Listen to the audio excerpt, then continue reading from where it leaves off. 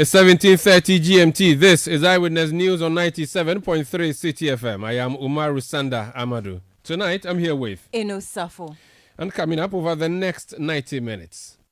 The Honorable Attorney General has been reaching out to him, and that the Attorney General has been asking him to give false testimony to the courts. The minority leader case Elato Forson's trial reveals interesting but shocking revelations after one of the accused persons accused the Attorney General Godfred Dame of secretly plotting with him to nail the former deputy minister. We'll be hearing from both sides here on Eyewitness News. Also coming up, lead member of the Alan Chemantin's Movement for Change group, Hopes Inadoye, arrested and granted bail for an action he allegedly engaged in some 8 years ago.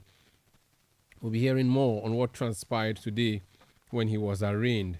And later on Eyewitness News, the president has released the full report of the KPMG audit into the GRA and SML contract.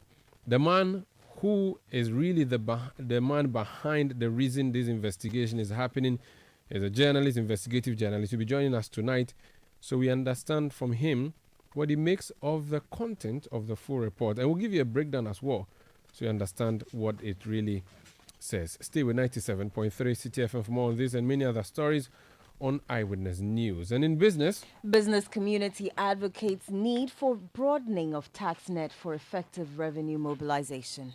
That's in 50 minutes from the City Business Desk. Eyewitness News is live across Ghana on a host of affiliate stations, including in the Northeast region on Eagle 94.1 FM in Wale Wale, and in Laura in the Upper West region on Westlink 88.1 FM, in Upper East on Word 88.3 FM in Zwarungu, in the Northern region on Dasuma 99.1 FM in Yendi, in Volta region on Akwini Radio 96.7 in Pando, and Heritage 107.3 FM in Hohwe. In Ashanti region, we are on Orange 107.9 in Kumasi. In Ahafo, we are on Hammers 106.5 FM in Goso, and on Greener 95.9 FM in Sunyani, that's in Bono region. In Western region, we are on Premier 100.5 FM in Takrady, Beach 105.5 FM in Takrady, and Sky Power 93.5 FM also in Takrady. We are also interactive on social media. Go to X and use the hashtag City Newsroom. Also on WhatsApp 0549 986 996.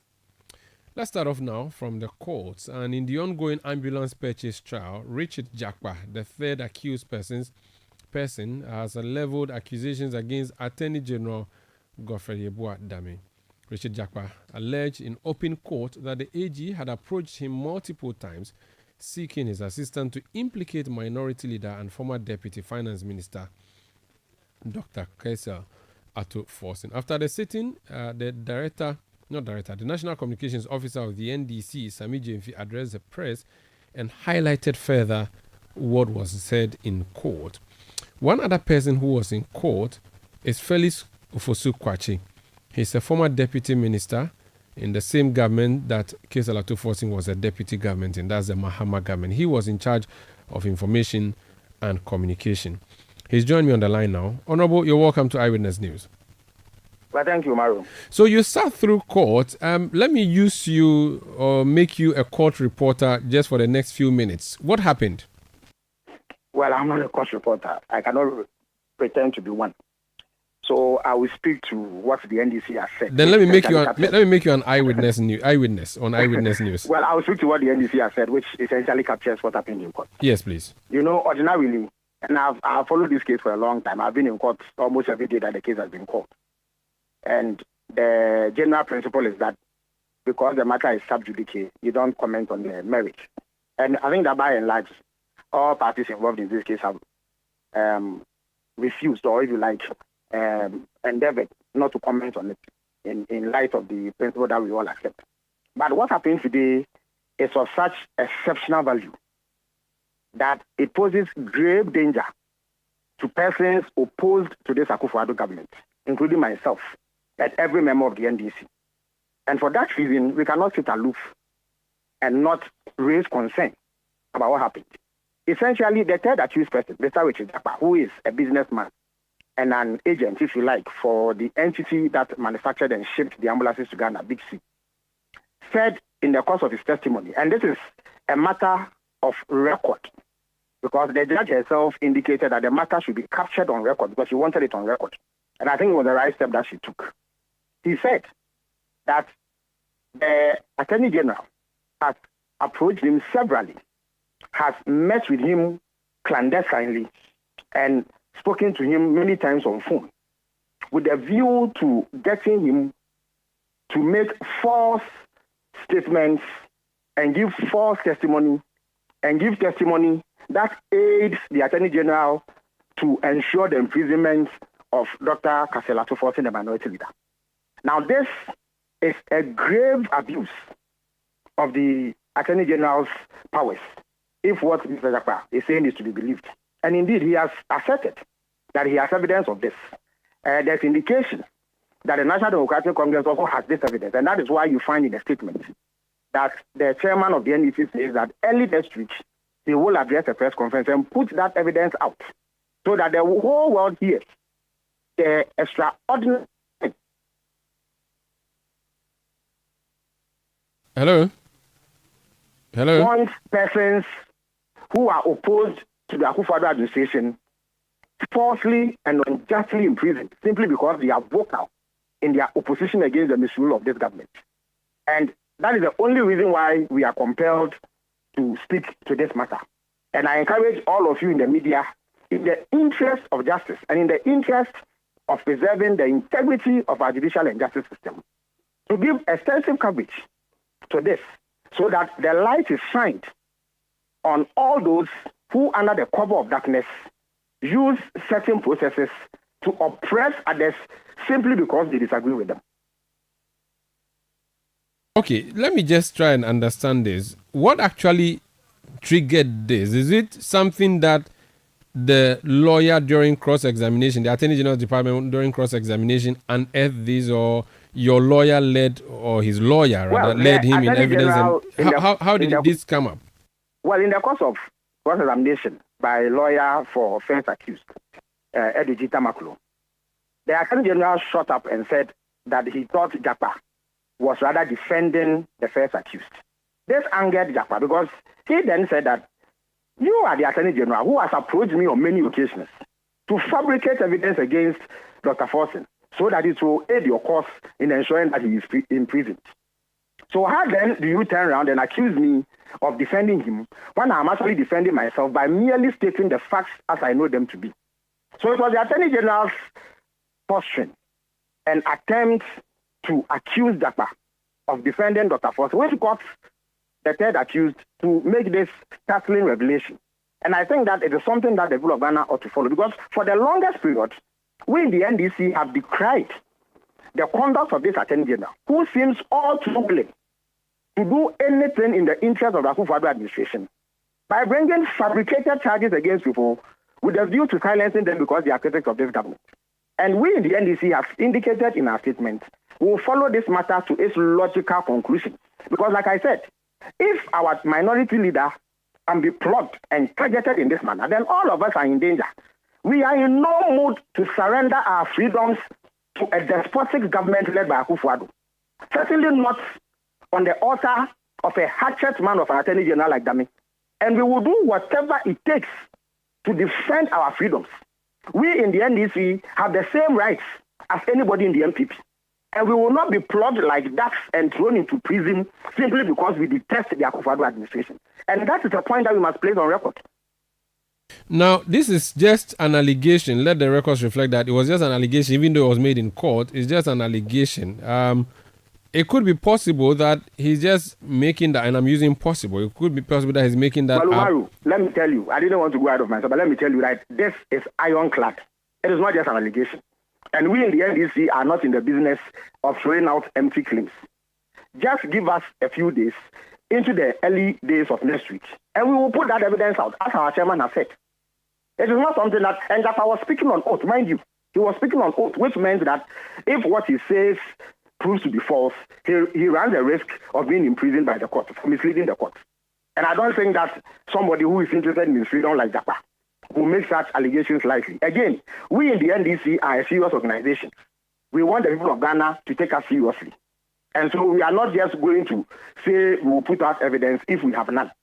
It is extremely important that this comes out so that the charade masquerading as the Attorney General's department, whose only interest is in preserving the, if you like, sanctity of the Akufo-Addo administration, even in the light of clear wrongdoing, will take note that we in the NDC will defend our freedoms, whatever it takes. And let me repeat, we are not willing to surrender our rights and freedoms to anybody, certainly not a despotic regime like Akufo-Addo and his hatchet man of an Attorney General. We would go to every length to preserve our freedom. And therefore, whatever it takes to expose Godfrey and its callous weaponization of justice will be done. When you say you're going to produce evidence, what will be the nature of this evidence that you are bringing? So the nature of the evidence will become clear when you show up at the press conference on the day that the NDC will announce it, and you will hear it. Yeah, but give us an inkling, because this was a claim made by someone who is not necessarily on your side. This is someone who has been jointly accused. That is true. Yes. But the point is, so does it mean that he gave the information or gave some information Umaru, to you? The person against whom this plot was being hatched is a minority leader who is a significant figure in the NDC. And to the extent that it is his work as a member of the NDC and leader of the minority, or at the time, our ranking member on finance, that triggered this action from Godfrey Dame. We will go to any length that is necessary to expose the truth so that all of us do not fall victim to a callous, sinister machination by Akufo-Addo and his studies against us. And I repeat again, we will never surrender our rights or freedoms to Akufo-Addo simply because we do not like his government. Now, I still want to understand. So, is it that you have video recordings or audio recordings of this meeting that you're going to share with us? Umaru, that when you show up at that press conference, our national chairman has told you that he has incontrovertible, shocking evidence. Our national chairman is a man of honor. He's a man of immense experience and has been at the forefront of our party for decades. So when he tells you that he has evidence, I will just plead with you to show up at that event and hear the evidence for yourself. When is this event? Well, he has said early next week. So I expect it to be either Monday or Tuesday. But whatever the case may be, a date will be announced. And the whole world will hear it. Very well. Thank you so much for speaking to us. That's Felix Kwachiofosu. He's a former Deputy Minister of Information and Communication in the Mahama government. He and his colleague were in court today. His colleague being the minority leader who was Minister Deputy for Finance, Kezelatu Forsen. And then a revelation came up where the third accused person in the trial, the ambulance case, Richard Jakpa, allegedly accused the Attorney General of holding clandestine meetings with him, allegedly, at which meetings they've been discussing how to nail Kezelatu Forsen. So that's the story we're looking at. The Attorney General's office has agreed to give us a response. We'll be getting the response from them after this break. Please stay. We have times without number. Explain.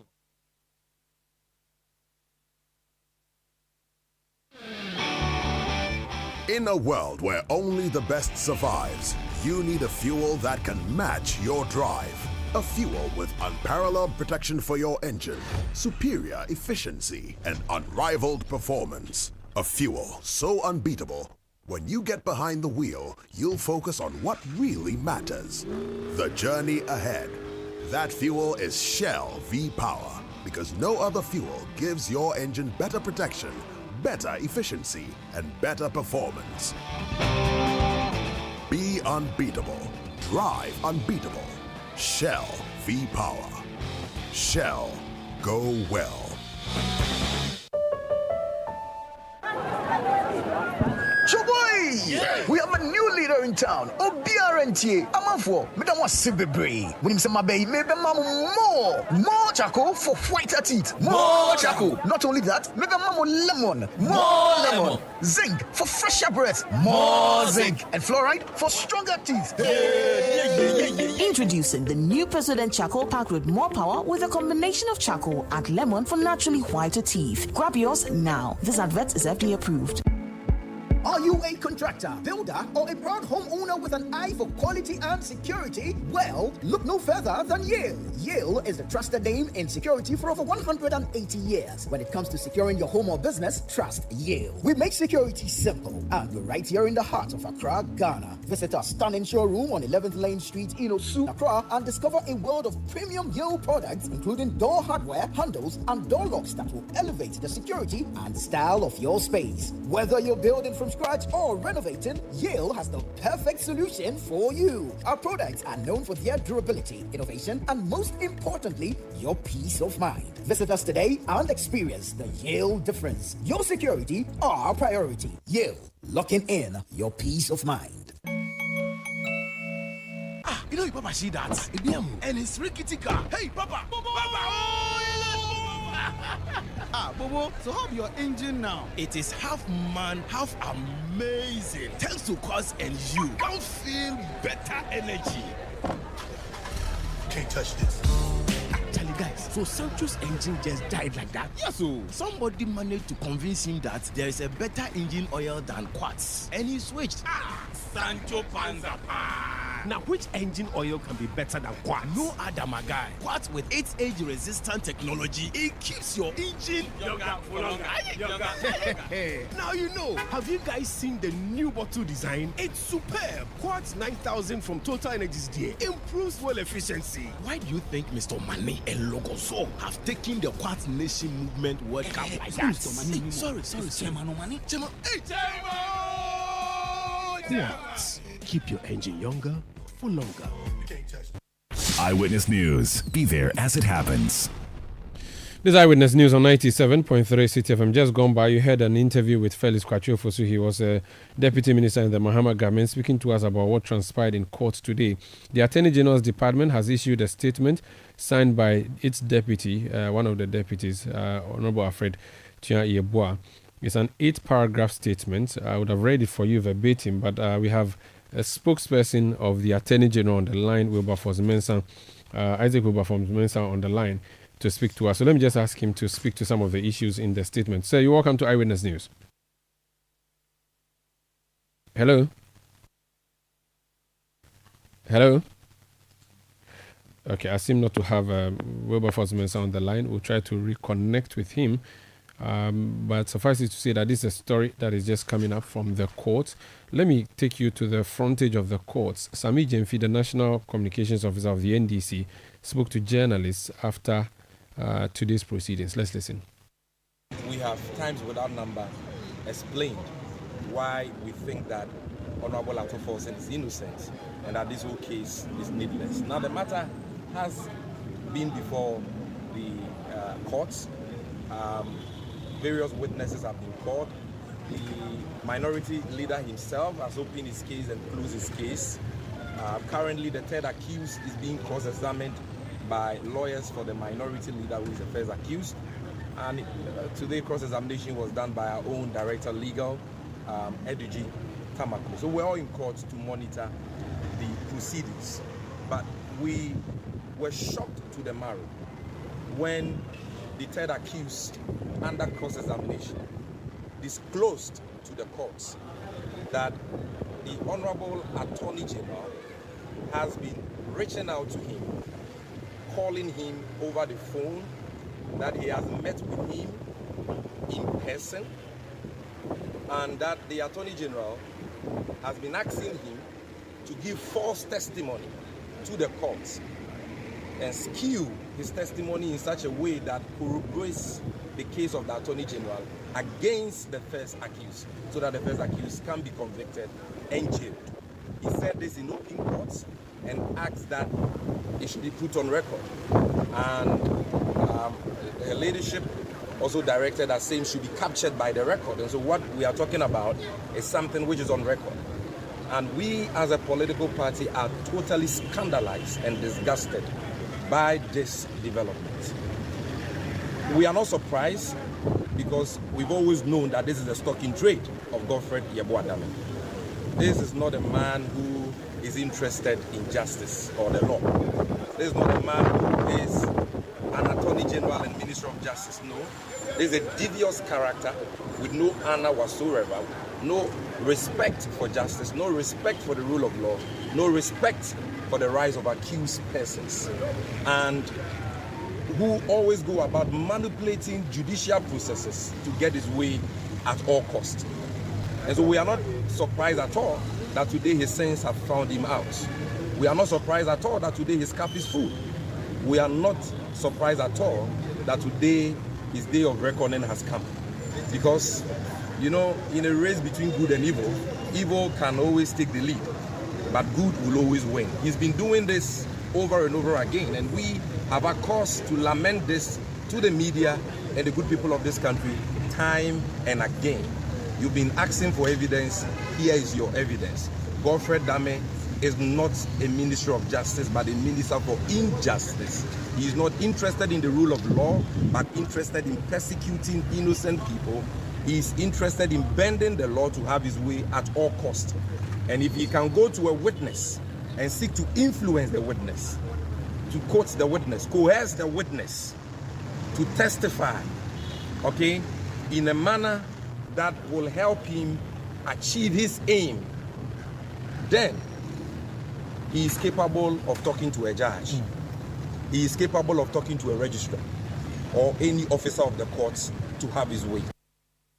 So that's Sami Jemfi, his National Communications Officer of the NDC. He was speaking after court today, in which court we are told that the third accused person in the ongoing ambulance purchase trial involving former Deputy Finance Minister Kezela Toforsin, we are told that the third accused person, Richard Jakpa, accused the Attorney General of holding clandestine meetings with him and also speaking to him privately in an attempt to have him help the AG to nail his co-accused. The Attorney General's Department has issued a statement signed by Deputy Attorney General.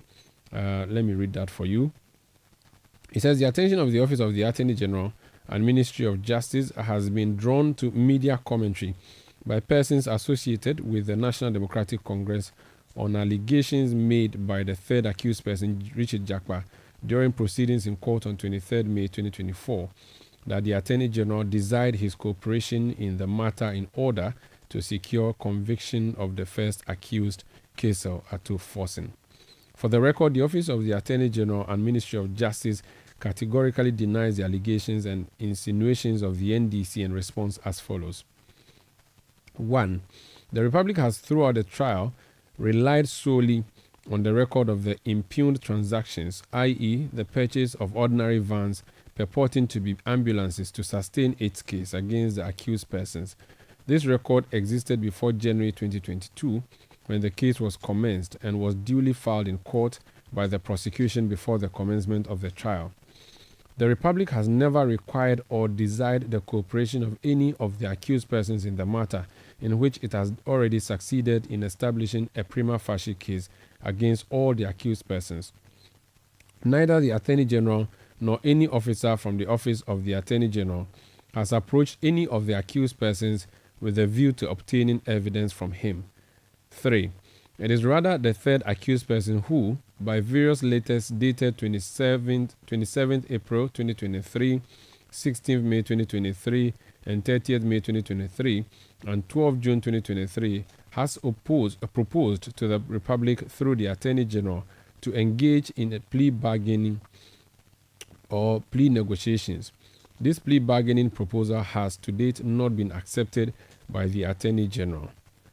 Now, number 4 says, even though the law on plea bargaining passed by Parliament permits a prosecutor to negotiate with an accused person after a plea proposal has been made, the Attorney General has not engaged the third accused person to give false testimony in the matter. 5. The Attorney General has also come under enormous pressure from all manner of persons for him to discontinue the prosecution of the first accused person, Kezela Toforsin, but has not yielded. 6. The Attorney General has video evidence of the first accused person, Kezela Toforsin, coming to meet him and to plead with him to discontinue the prosecution. This, the Attorney General has refused to do. 7. The Office of the Attorney General and Ministry of Justice considers the latest allegation leveled against the Attorney General as part of a grand scheme by the NDC to put more pressure on him to discontinue the prosecution or to divert attention from the real issues regarding the actions of the accused person, which have caused enormous financial loss to the state. The public, this is number 8, the public is entreated to disregard the allegations. The Attorney General remains focused on a zealous prosecution of the case. Signed, Alfred Tuan-Yeboah, Deputy Attorney General and Minister for Justice. So that's the Attorney General's response to the allegation made against him in open court by one of the accused persons in the ongoing trial against Kesel Atuforsin and 2 others, the third person being Richard Jakpa, who made the allegation today that there was a clandestine move by the Attorney General Godfrey Dami to enable or be helped to nail Kesel Atuforsin. This Eyewitness News on 97.3 Citi FM. We are coming to you from our studios in Adabraka in Accra. Let's remain with the courts. The Supreme Court has adjourned a case filed by Imani Africa and Professor Kwesi Anin challenging the powers of the president to terminate the appointment of key public officers, including the Inspector General of Police, Chief Fire Office, and Comptroller General of Immigration Service, except for stated misbehavior. The case was called for hearing on Thursday, but that did not happen as the state is yet to file its responses.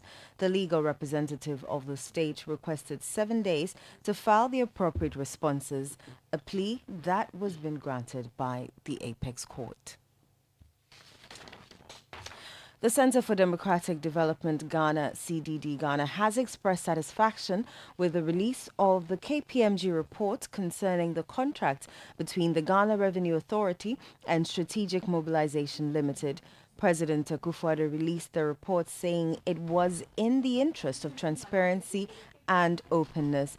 This was after he earlier declined to grant a request by the Media Foundation for West Africa for the publication of the report. Speaking on the Citi Breakfast Show, the Director of Advocacy and Policy Engagement at CDD Ghana, Dr. Kojo Asante, said although the release sets good precedents, the President should respond more promptly to such requests in the future. What then should happen? Because there are public officers who took these decisions. What's supposed to happen to them? Because if we don't respect these laws and allow public money to be expended this way, we cannot just close our eyes, to these things. Then we are not really holding people accountable.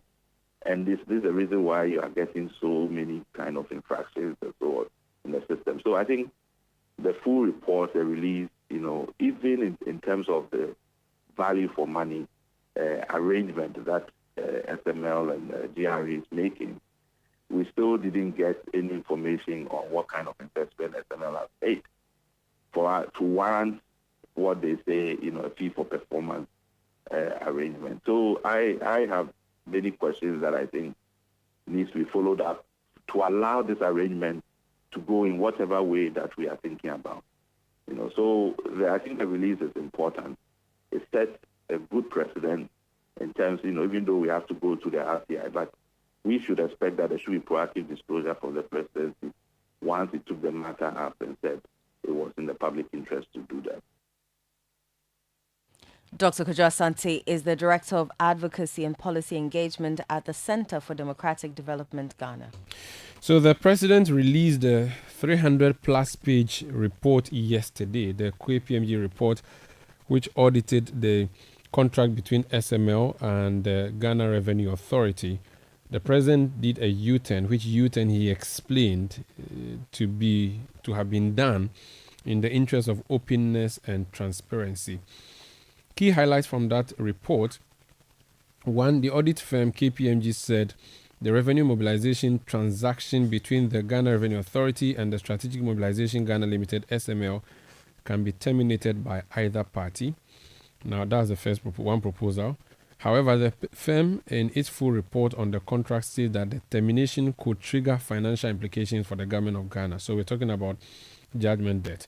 A quotation from there, it says, upon termination, GOG and GRE remain liable to settle SML for services already completed but not yet paid. GOG and GRA are not entitled to a refund of any compensation already paid to SML, regardless of the termination cause.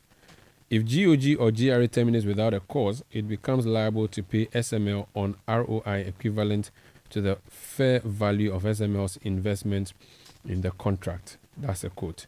Another point from the report, it has also emerged from the audit conducted by KPMG that Strategic Mobilization Ghana Limited (SML) was paid 720 million Ghana cedis out of 2.45 billion revenue, 2.45 billion revenue raised from the Energy Sector Levy Act (ESLA) under its revenue mobilization transaction with the Ghana Revenue Authority.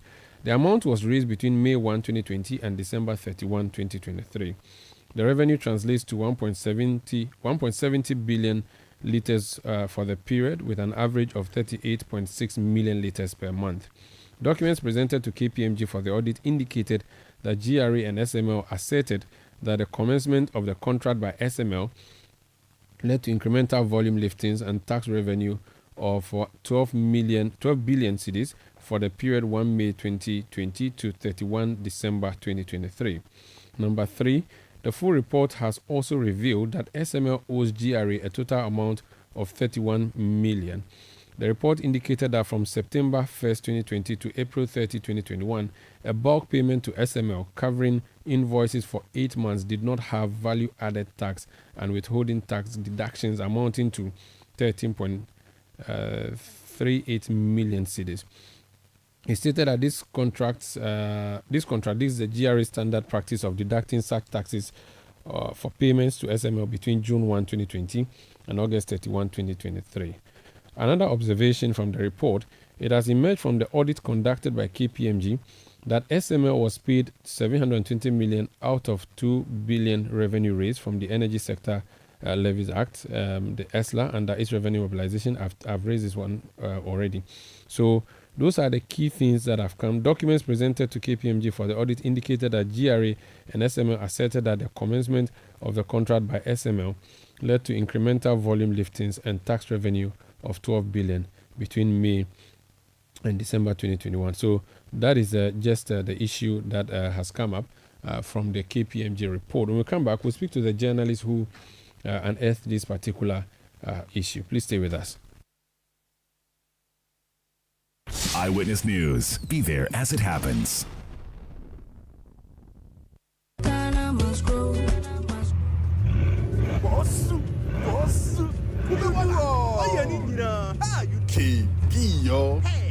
KB, aka Kubeboga, now drives a Bugatti. He can even travel by road from Accra to London. Wow!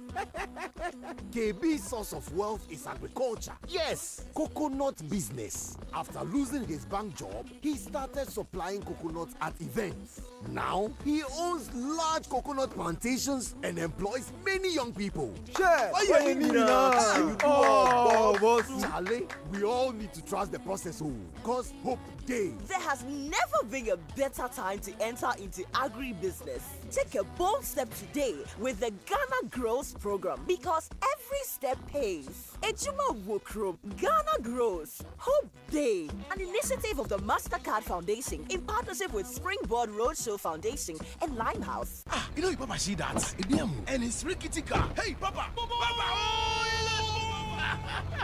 Bobo, so how your engine now? It is half man, half amazing. Thanks to Quartz and you can feel better energy. Can't touch this. Actually, guys, so Sancho's engine just died like that? Yes, so somebody managed to convince him that there is a better engine oil than Quartz, and he switched. Sancho Panzapa. Now, which engine oil can be better than Quartz? No other, my guy. Quartz with its age-resistant technology, it keeps your engine younger for longer.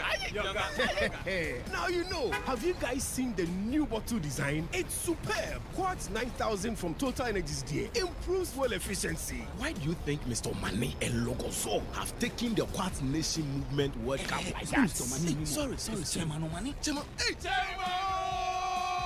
Quartz. Keep your engine younger for longer. When you want to eat, just Momo it. Tired of the long queues in the supermarket? Pay with Momo. When you really want that beautiful new blouse, just Momo it. When you want to get a trim and get fresh to impress you know who, just Momo it. When you need to pay your utility bills and domestic staff, Shani Momo. When you want to send love to the family back home, send some Momo. Join the millions of MTN Momo users all over Ghana and live life the brighter way. So just Momo it. MTN.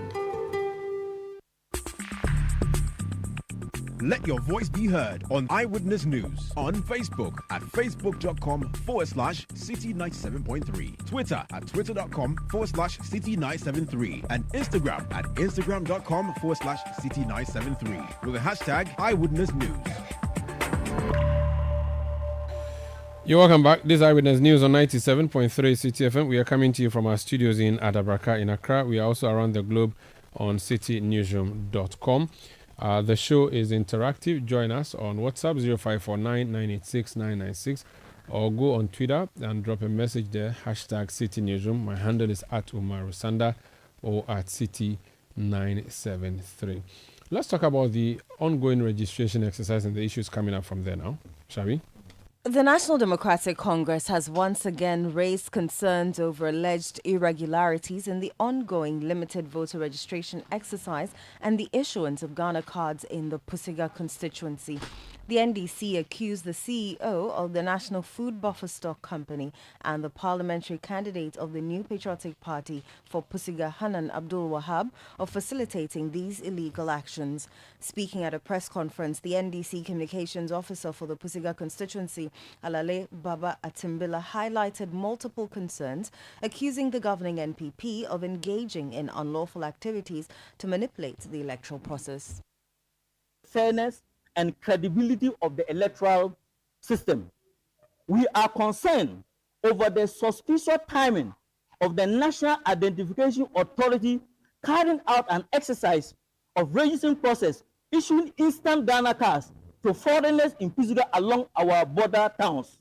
The NIA, known for its slow and laborious registration process for Ghanaians, has suddenly expedited the issuance of cards to foreigners, potentially aiding the MPP in bringing in more non-residents to vote in the upcoming election.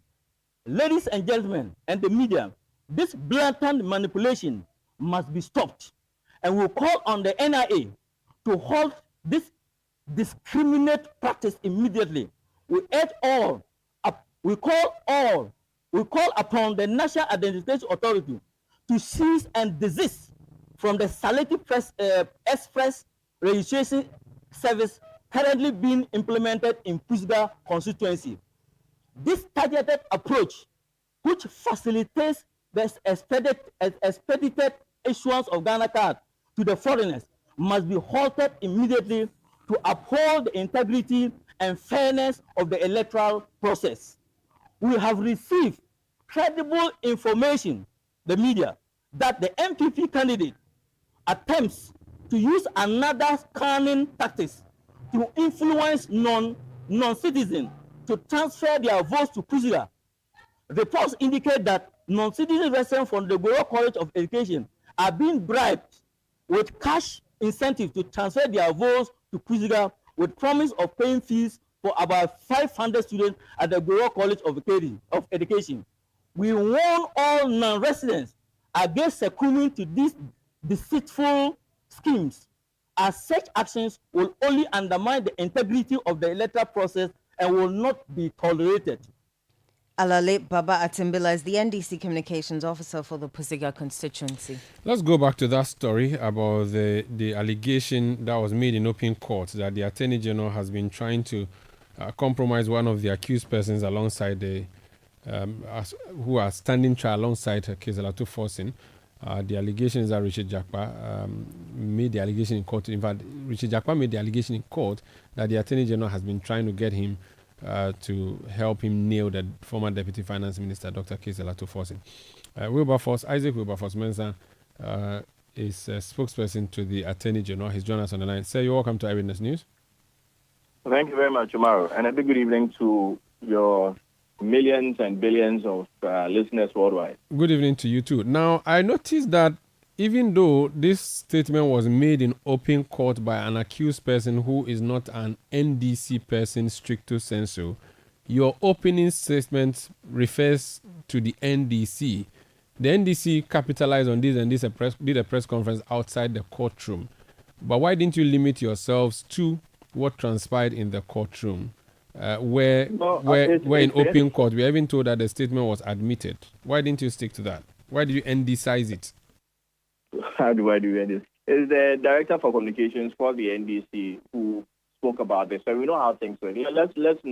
Let's not play the ostrich game. I'm not saying you are, but I'm saying let's all not play the ostrich game. We know that this will take political dimensions, and party lines will be drawn. But I speak to the law. I don't speak to the politics of the situation. And the fact is that some statements were made in open court that the Honorable Attorney General has approached or has spoken to the third accused person to make statements or to testify against the first accused person. Now, if it is what it is, then there's absolutely nothing wrong with that. That prosecution speaks to one accused person to provide testimony against another accused person. It's absolutely normal. Aside it being very common in many other jurisdictions, it is lawful in Ghana. If you look at Act 1079, that's the Plea Bargaining Act, any person or any party in the criminal matter, in this instance, can approach the other party. So in criminal matters, of course, one party will be the prosecution, the other party will be the accused persons. Now, either party can make or can initiate plea bargaining negotiations, as it were. Now, in this instance, factually, and we have all the letters. I'll forward them to you later if my bosses or my seniors permit me to, or if it's lawful to do same. That it is the third accused person who made this out best in court. It is the third accused person who approached the office of the Attorney General for plea negotiations to commence. So if you have been granted audience, and you have been, or as a matter of discussion, you are requested, maybe requested to provide testimony for prosecution or in favor of prosecution. It's different from go and make false statements. If you are saying testify, speak your truth, tell us exactly what happened, and then you equate that to or the same is being misinterpreted as go ye forth and make false statements against A1.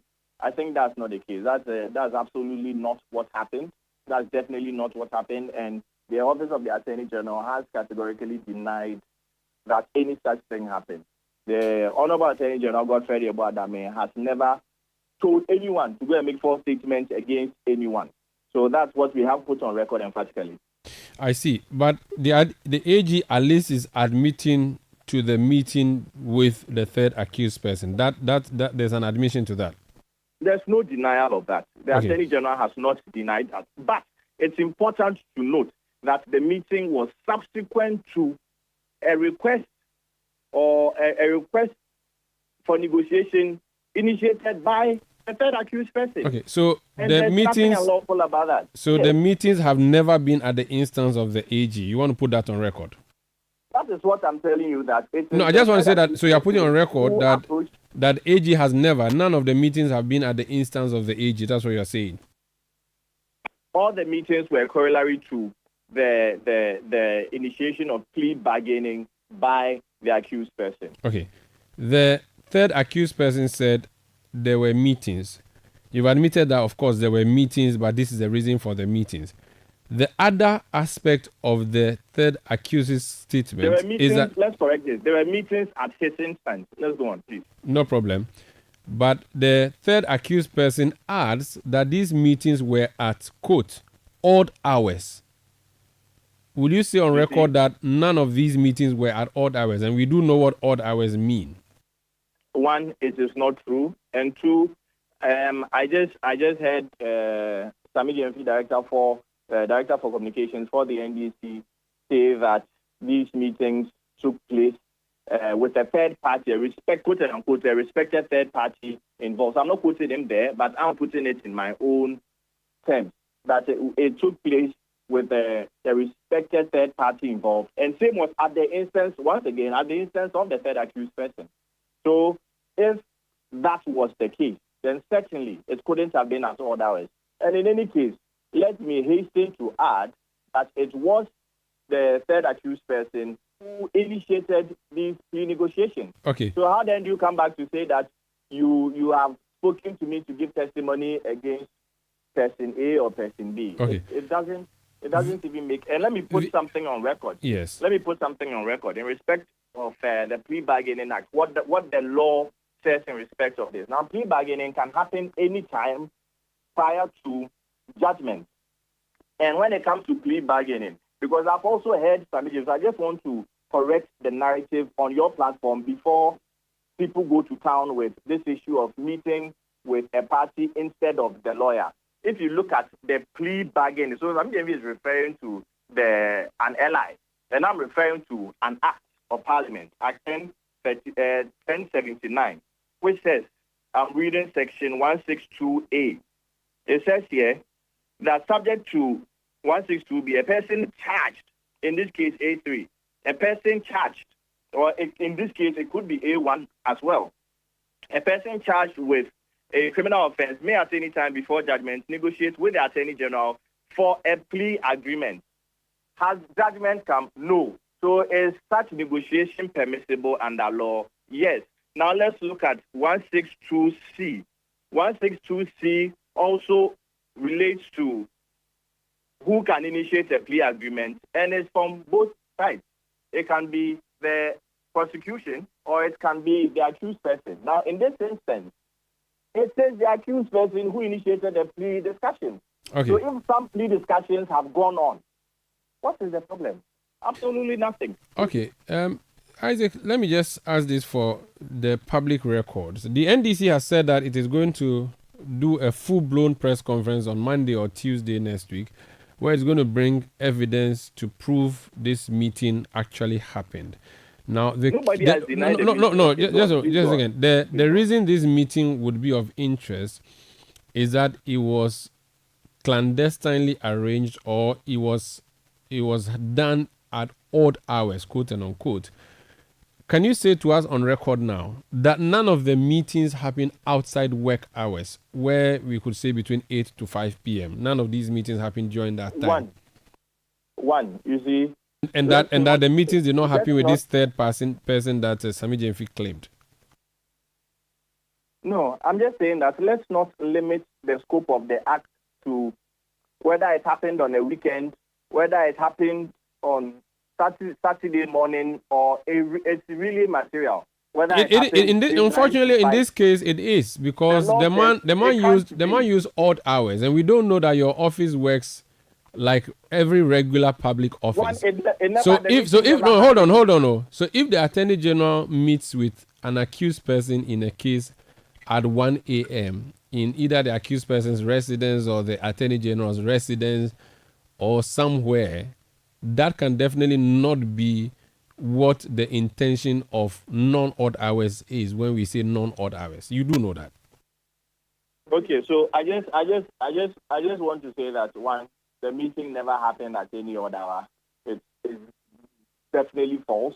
The Attorney General categorically denies him. Okay. And that's it. Finally. And I just want to add that this office is focusing on prosecuting criminal matters, and that is what the focus is, bringing justice to the Ghanaians. In fact, if some funds were used or public funds led to causing financial loss to the state, then indeed, that's what the office should be focusing on. I don't think A1, I don't think Atoforsin or A3, Richard wants to base his defense on something which is permitted by law under Act 1079. I'll be very disappointed if that is his defense that he's putting up. Okay. Especially for an act that was indeed lawful and nothing has. So we are challenging them. If there's any such recording that go and go forth and make false statements against A1, they should bring it out. Finally, point 6 of your statement, and when I say you, I mean the Attorney General Department statement. It says, and I read, the Attorney General has video evidence of the first accused person, Kesela Toforsin, coming to meet him and to plead with him to discontinue the prosecution. This the Attorney General has refused to do. Now, my question is, was this video done with the knowledge of Kesela Toforsin, or it was a secret recording? What is out there is that the Attorney General has video evidence, and if it becomes necessary, same would be put out there. But was it a secret recording, this video, or was? There's no. What secret recording? The Attorney General does not need to do a secret recording. So it was a recording that was done with the knowledge of the. So it's like what you put do in conference or where you meet with your clients. No. If we have a recording of you, it doesn't. You are not aware that there is just a recording of you. It's not conclusive, or it's not a conclusion that the recording was secret. If you are driving through traffic and then the security cameras pick you, does that mean it's a secret recording? No, it's not. But if I hold a meeting with you and it turns out you have a video recording of that meeting without my knowledge, then that's a secret recording, which is what happened in this particular case. Now, what we want to know is whether there was a camera. If I meet you, No. Let's not use a hypothesis. No, Sparky, sorry. At the hotel, Ike. and there is a recording of us, and you don't know that there's a recording of us. Does that amount to a secret recording? Yes, that's what it amounts to. When Anas Anas records people, we call it secret recording because the third party does not know they are being recorded. So in this instance, by the hotel, it amounts to a secret recording by me.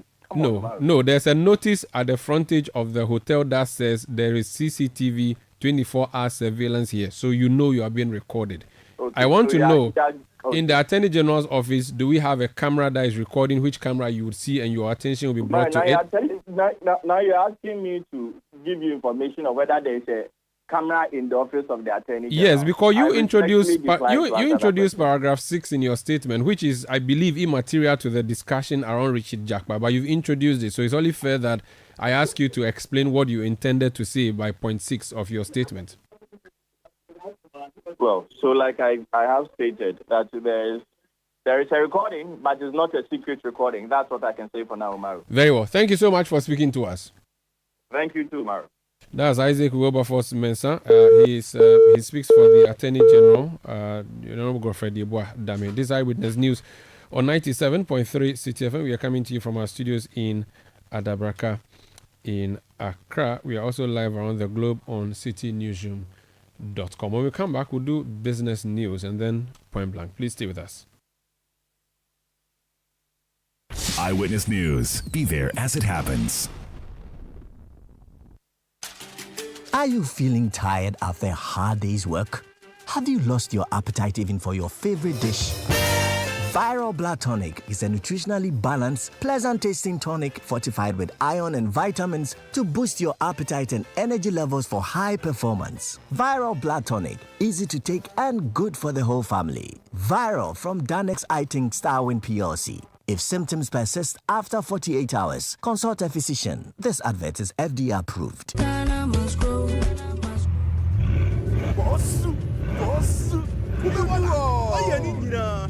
KB, yo. Hey, KB, aka Kubeboga, now drives a Bugatti. He can even travel by road from Accra to London. Wow. KB's source of wealth is agriculture. Yes, coconut business. After losing his bank job, he started supplying coconuts at events. Now, he owns large coconut plantations and employs many young people.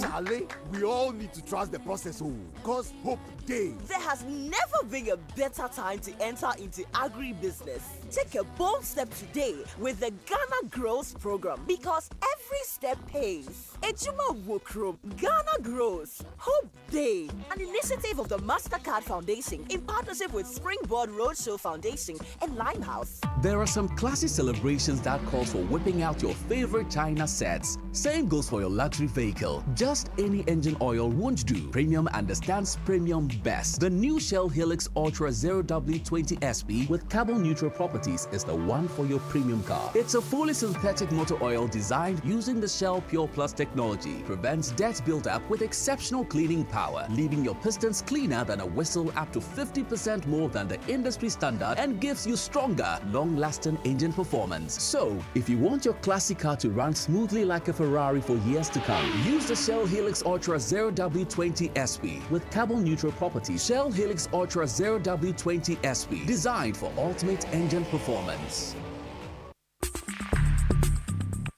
Let your voice be heard on Eyewitness News on Facebook at facebook.com/City97.3, Twitter at twitter.com/City973, and Instagram at instagram.com/City973 with the hashtag Eyewitness News. Get the details. Every significant financial transaction, every market movement, and all the policies that affect your business. City Business News. Be informed. Time now for City Business News on Eyewitness News, brought to you by GCB Bank PLC. GCB Personal Loan, make that big move and dream a reality. My name is Inusof. Let's settle for the details. The Food and Beverages Association of Ghana has welcomed the new board chairman of the Ghana Revenue Authority, Joe Gate's initiative to make the collection of taxes friendlier. This comes amidst resistance by some members of the business community at GRA for deploying its officers to their shops to enforce tax compliance. But in an interview with City Business News, the executive chairman for FABAG, John Awini, noted that the move by the new GRA board chair will ensure efficient collection of taxes. I hope that they will carry it through, and the heated relationship between businesses and GRA will be redefined, whereby businesses will be seen as partners in development, not only not as enemies of the state, not as criminals, not as thieves, not as people who don't wish to pay their taxes and discharge their statutory obligations. I do believe that this will help if they really carry it through. It will help to increase revenue mobilization. Because one of the canons of taxation is that the tax must be very convenient and simple. And so when businesses find it that they are not being forced to pay, but they are being encouraged to pay, and they will be able to do that and do that easily. John Awini is the executive chairman for the Food and Beverages Association of Ghana. Meanwhile, the Association of Ghana Industries has urged the new board of GRA to consider broadening the tax network for effective revenue mobilization. Tona Makpelu is the Greater Accra Regional Chairman for AGI.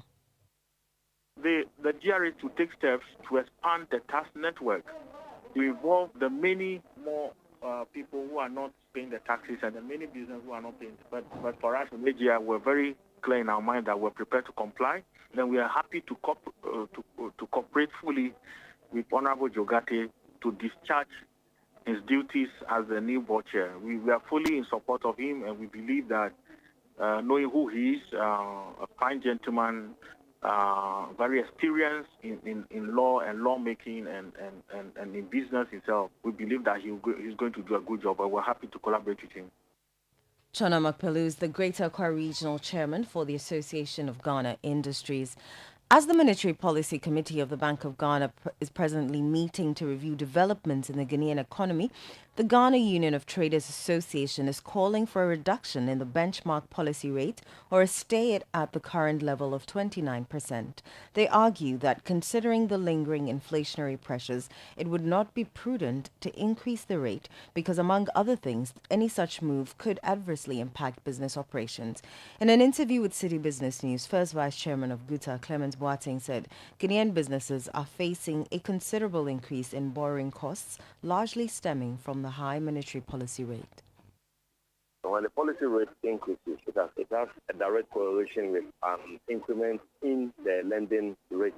And when the lending rate goes up, businesses cannot borrow, to expand their businesses. And with the current depreciation of the city that we have at the moment, the cost of doing business continues to, go higher and higher with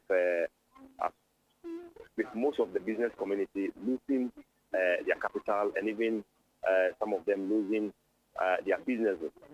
So we don't expect the policy rate to, go up. At best, it should be maintained, and even if we had our own way, we would say it should be reviewed downwards. But if it cannot be reviewed downwards, the best for the committee to do is to maintain it, because the moment they increase it, then it is going to affect lending rates, and then businesses cannot borrow, and it's going to compound the high cost of doing business that we already find ourselves. That was the first Vice Chairman of Guta, Clement Boateng. Supporting the call by the Ghana Union of Traders, the Greater Accra Regional Chairman of the Association of Ghana Industries, Chona Makpalu, said with the current rate, businesses are not able to access the needed capital to run their businesses. If you're following the current economic happenings in the country, you would normally expect that the monetary policy should not go up. And so our expectations are clear that at worst they will maintain it, but otherwise we expect it to go down significantly, given that the current rate is not allowing businesses to be able to access the much needed capital to expand. Besides, the current exchange rate situation we're dealing with, where almost on daily basis the value of the cedi keep on depreciating in terms of the dollar, would mean that any further increase in policy rates will significantly affect the value of businesses in terms of they being able to access credit from the bank. And so we believe that the monetary policy is an instrument that the central bank can use to facilitate expansion of businesses by ensuring that they reduce the rates considerably and significantly in order that businesses can go to the bank and be able to access money in a cheaper way. Greater Accra Regional Chairman of the Association of Ghana Industries, Chona Makpalu there. Unilever Ghana PLC has recorded a notable resurgence in profitability, reporting a profit of 141 million Ghana cedis for the fiscal year ending 2023. This is a remarkable upturn from the 15 million Ghana cedis recorded in 2022. The company attributes this resurgence to strategic initiatives including price adjustments and enhanced innovations. As a result, Unilever PLC has proposed a dividend payment of 40 pesos per share. Despite this, the parent group of the company had to write off approximately 75 million cedis for the Ghanaian subsidiary, without which the total earnings would be impacted. The managing director of Unilever Ghana PLC, Chris Wolff-Caesar, highlights the company's performance at its 50th annual general meeting here in Accra. Focus in the coming year for all the categories is now competitively and profitably through volume and expand the portfolio into emerging and growing segments. I'll now touch on operating and financial review. The group's results for the year ended 31st December 2023 shows revenue growth of 44% from 632 million Ghana cedis in 2022 to 908 million Ghana cedis in 2023. Profit for the year was 142 million Ghana cedis, which is an improvement over the previous year profit of 15 million. Unilever Ghana PLC sustainability activities. Unilever Ghana PLC joined the Ghana Recycling Initiative by private enterprise for some waste collection activities. Notable amongst them was the Laboma beach cleaning exercise at the Tema. Managers of your business, we remain committed to delivering consistent, competitive, profitable, and more importantly, sustainable growth of the business through our growth action plan, while living our purpose of making sustainable living commonplace for all of us. That was the managing director of Unilever Ghana PLC, Chris Wolff-Caesar. That's all for City Business News on Eyewitness News. The business news on Eyewitness News is brought to you by GCB Bank PLC. GCB Personal Loan, make that big move and dream a reality. My name is Inusafo. Up next is Point Blank.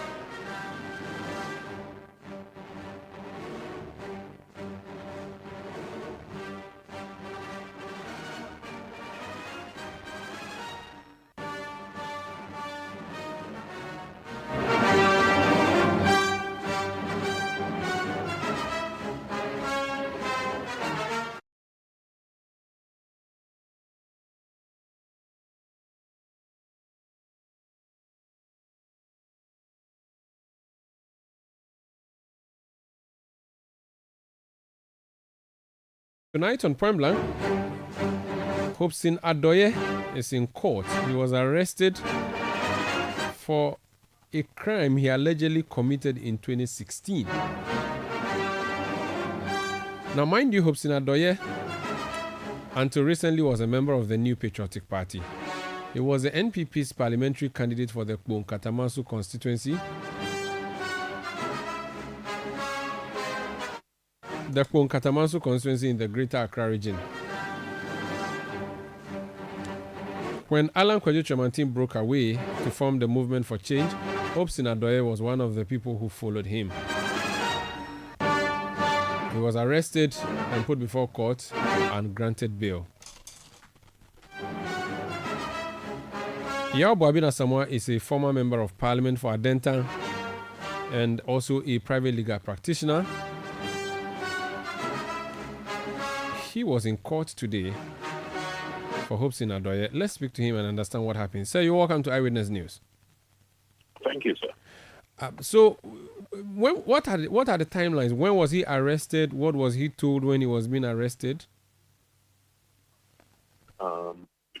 He was invited.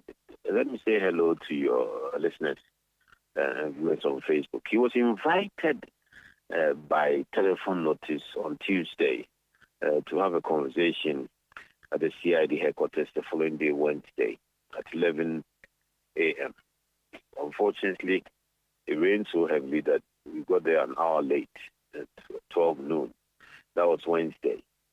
And was informed by the DG of the CID that there was a matter of a tape they were trying to investigate, and that the matter had been referred to the regional administration, the regional police administration.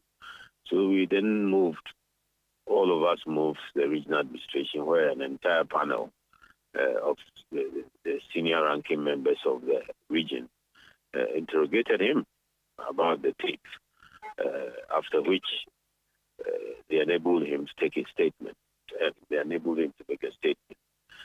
Then that's when the interesting things started happening, and I noticed that it wasn't likely they would let him go, because nobody had told him he was being arrested. He had been invited and he had delivered a statement. But then the police kept going back and forth. At 6 o'clock, we were then informed that they were still waiting to make a decision, that because it was 6 o'clock, he had to be put away, so they didn't have facilities to keep him where he was. So he was being sent to Ministry police station to be kept in the cells there. So the questions we asked immediately, on what basis? Why can't he go home and come back? Then it was clear then that the intention was to arrest him, or at least detain him, if you couldn't go as hard as arrest. But of course, the police have large, wide powers of suspicion, detention, arrest, whichever way they choose to go about it, in preventing what they believe as crime or in protecting public spaces. So we had to concede and allow him to be detained at the ministry's police station. That was Wednesday evening. So he then went in there, and this morning, Thursday morning, we went in the police station. We were informed that he had been formally charged. Lest I forget, the previous night he wasn't charged in any form. He wasn't formally charged. He was just asked to go to the police station because they were waiting for instructions from above. Until those instructions came, they had to wait in the ministry's police station. So he ended up in the cells there. And this morning, he was sent to Dansman Circuit Court, where fortunately, by the grace of God, he was admitted to bail. So he was detained overnight without a formal arrest? Yes, he was detained, more or less, in the cells without being informed he had been arrested. Okay. In court today, was he formally charged? Yes, they've charged him with publication of false information, Section 208 of the Code. Did they give specifics of the alleged crime? Yes, they have a charge sheet with a few facts that they've inferred from the tape they are using as their foundation material evidence, and then something they try to infer from the statement. Is this in reference to the allegation that has to do with some detonation of a bomb somewhere in the Volta region in 2016? Is that? I like the way you put that. I couldn't have put it better. I'm learning from you. I'm learning from you. You have been a master communicator all these decades. Exactly. Without saying exactly what's in there, but this is what it is. But did he admit to anything? What was his plea? Oh, he admitted to the voice on the tape.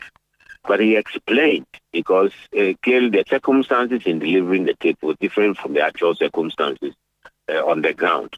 So his statement clarified many portions of what he said in his studio, which was more personalized, perhaps in consonance with the studio style.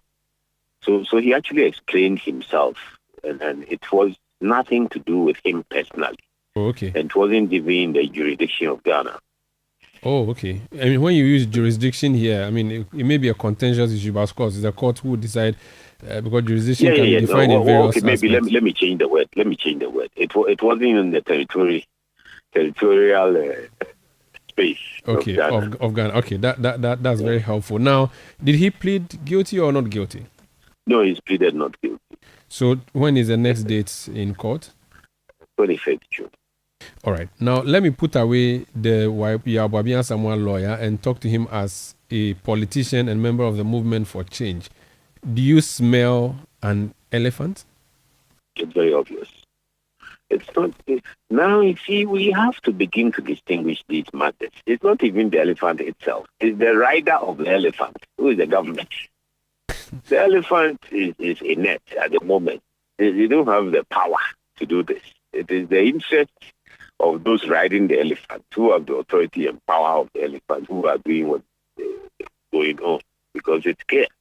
If you listen, at some point in the tape, their foundational evidential tape, Hobson is heard telling people he's supposed to be talking to that he told then candidate, now President Akufo-Addo, about this.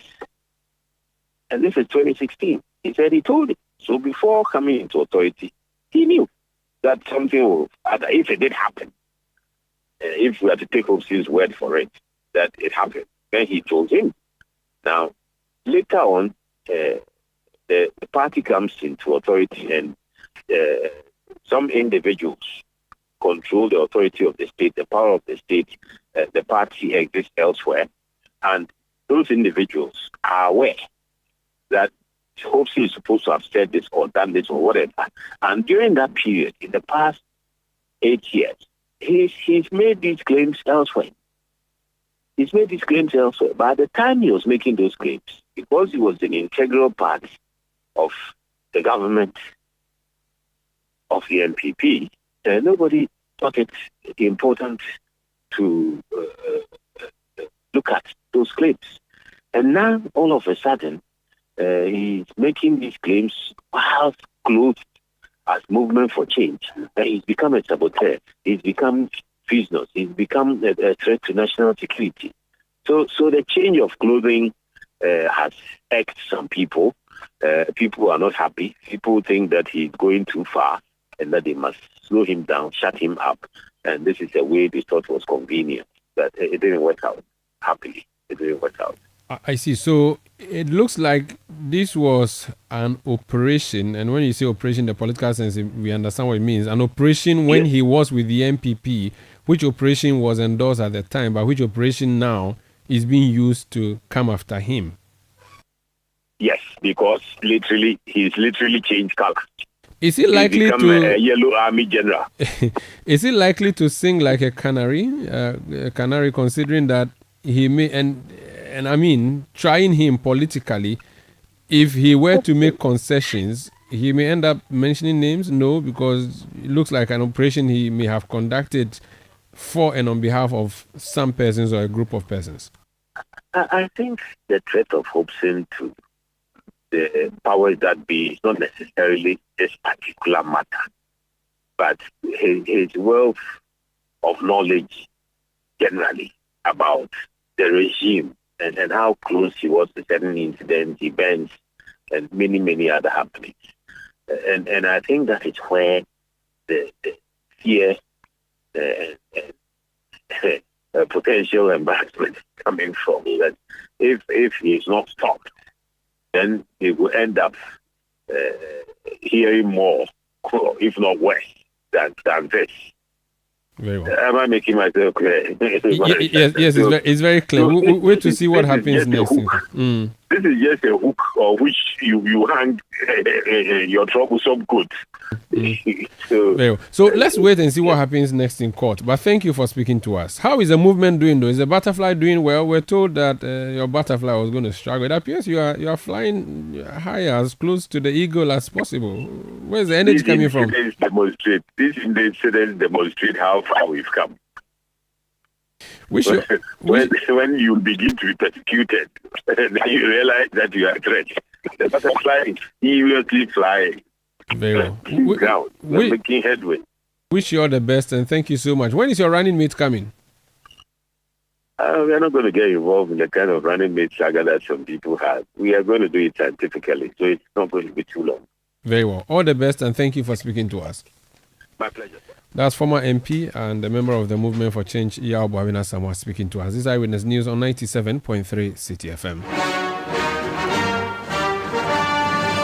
Let's return to one of the stories we brought to you earlier on Eyewitness News. It has to do with the KPMG report that was released by the president. It's a report on the contract between SML and the Ghana Revenue Authority. The journalist behind this is Manasseh Azuri Awini. He's an investigative journalist. He's joined me on the line. You're welcome to Eyewitness News, sir. Thank you very much, Sander. So the organization you used to work with, the Media Foundation for West Africa, made a formal request for the president to release the full KPMG report through the RTI. The president refused. The president yesterday decides to do a U-turn, but explained that it is in the interest of fairness and openness. What's your initial comment to that earlier U-turn and the decision to release the report to the public?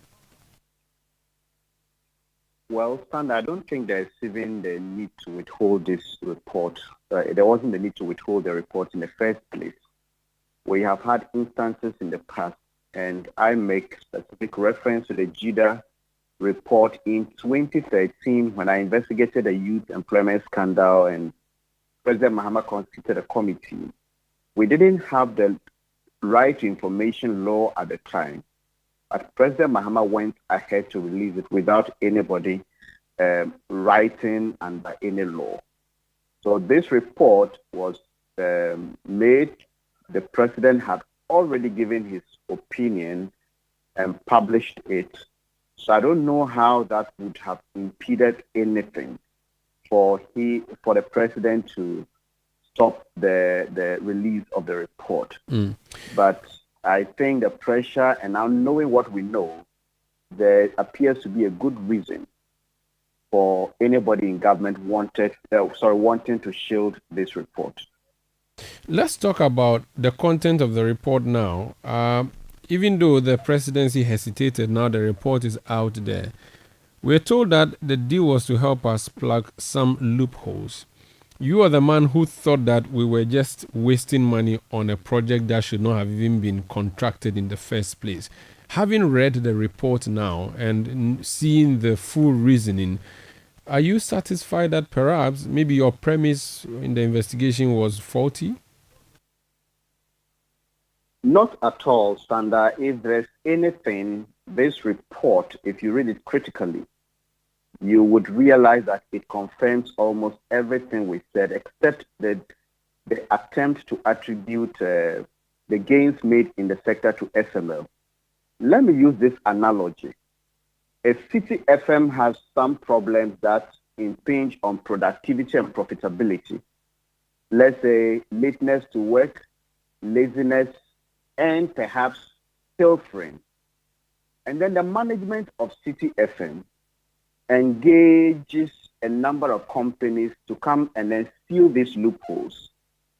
And then one of the companies is not solving any of these problems that management identified, then it will be very ridiculous for management to attribute any success in the sector to the efforts of that company. I'm saying this because when we went into the sector and this documentary produced, we spoke to GRA officials, we spoke to SML officials, we spoke to industry players, people at the depots and the OMCs.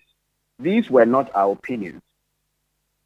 SML put on their website that they were stopping under declaration and under reporting, diversion of petroleum products, and dilution. And then we went to the company after we finished our investigation and realized that these services were being done by other companies. We have Rock Africa, we have Nationwide Technologies Limited, we have the ERDMS, which is at the MPA. If anybody goes to MPA today, they have systems that are able to track the tankers that lift fuel from Tema. If you are taking it to Boku or Paga, the MPA systems are able to track you. So if you do any diversion anywhere, an alarm will be sent to the MPA system. SML is not involved in all of these things.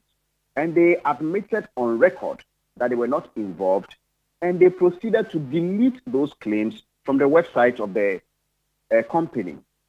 Then finally, in the past 2 or 3 years, we have seen the GRA and the MPA block and even take the licenses of some oil marketing companies. These are often politically affiliated companies that register and then lift petroleum products from the depots. And when they go to sell, they are supposed to return the component of the tax to the government. But these companies often run away with these taxes. So the MPA and the GRA have come out with a system they call ERDMS. So that if you are an oil marketing company, such as Shell or Total, these are the credible ones, but there were many others. If you don't pay your taxes, you cannot go and load. So tens and even up to close to 100 of those companies have been flushed out of the system because the ERDMS is working. And according to the head of petroleum at the GRA, once you're able to account for your volumes, you'll be able to account for your taxes. So is SML involved in the management of the ERDMS? The answer is no, and they said it on record.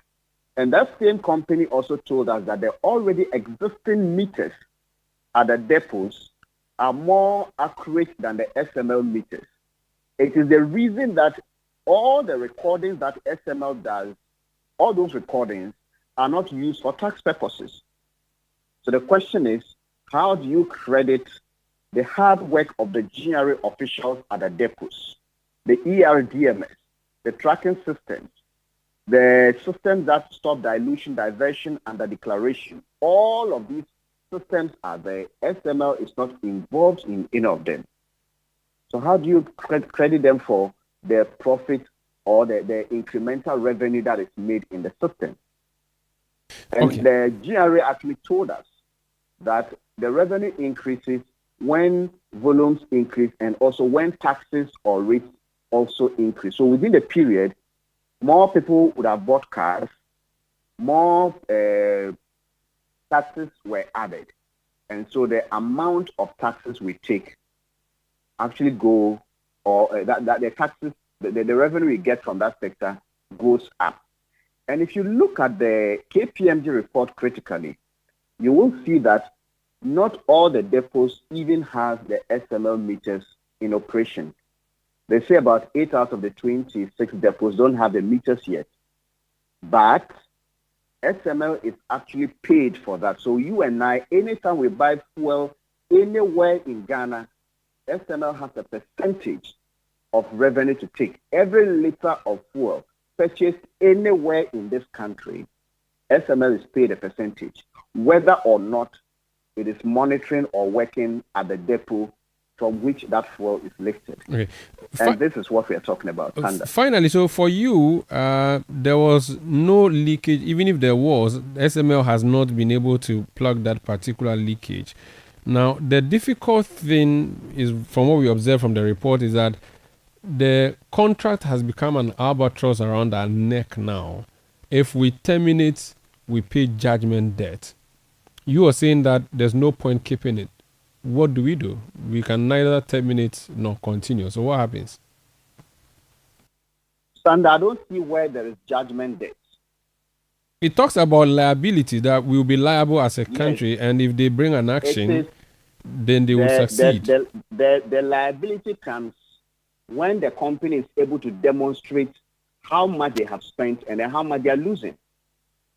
The SML report, even before the full one came out, the presidency said SML tried to get, the KPMG tried to get SML to actually tell us or give evidence of its investment into this contract. The company couldn't justify that. We also know that over 1 billion cedis has already been paid to this company. Come again? Continue. Yes, over 1 billion Ghana cedis has already been paid to this company.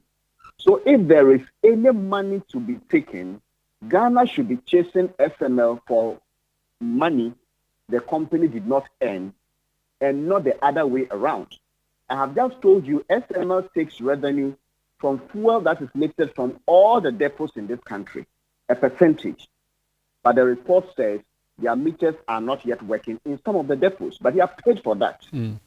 Ghana should rather go to SML and chase them for money, and the state and public officials that cause these huge losses to the state should be facing the courts. Very well.